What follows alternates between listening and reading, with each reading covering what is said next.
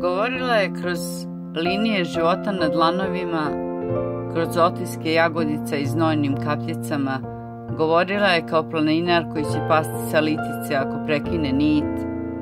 Kao da joj se padobran neće otvoriti, kao da vulkane pripovedanjem uspavljuje. I rekao sam ljut i pijan one noći kad su se zvezde same porađale, gromovi sebe žvakali i u vrtloge vetrova pljuvali. Kad bi ti vilicu iščupali, opet bi našla način da govoriš, ciganka moja pegava.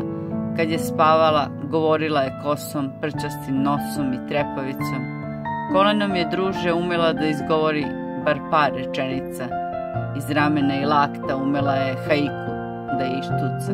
Govorila je, druže, kao da će slogovima ovekovečiti zelenu lozicu, posed ostavljen od žene sa kojom je svako jutro pila telefonsku kaficu, sve do onog dana kad je počela psovati i vrištati perfekat, oči joj pocrnele od žeđi, pege pobledele.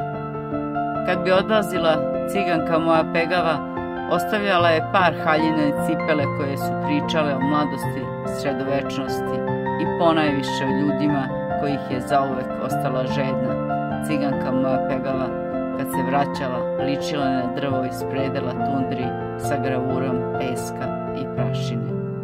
I rekao sam ljut i pijan one noći kad su se zvezde same porađale, gromovi sebe žvakali i u vrtloge vetrova pljuvali. Kad bi ti vilicu iščupali, opet bi našla način da govoriš. Govorila je kao da će jezerski led pod klizaljkama pući. Ne volim vodene priče, setim se, ciganka moja pegava ovim slivovima nije pričala. Zagrsnem se i dugo, dugo štucam cvetove haljine.